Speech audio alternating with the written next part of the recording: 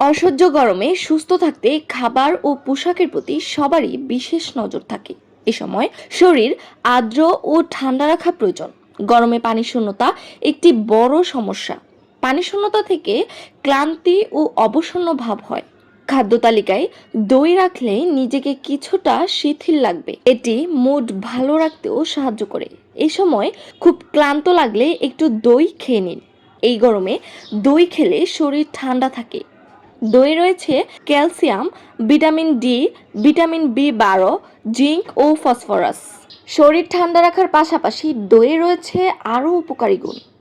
দইয়ের কিছু উপকারী গুণ এবং গরমে দই খাওয়া কেন ভালো, এ বিষয়ে জীবনধারা বিষয়ক ওয়েবসাইট বোল্ড স্কাইয়ের স্বাস্থ্য বিভাগে প্রকাশ হয়েছে একটি প্রতিবেদন।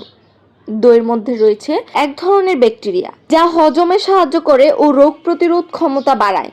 দই শরীরে বাজে কোলেস্টেরল হওয়া প্রতিরোধ করে, হৃৎপিণ্ডকে ভালো রাখে। এটি রক্তচাপকেও ঠিকঠাক রাখতে সাহায্য করে।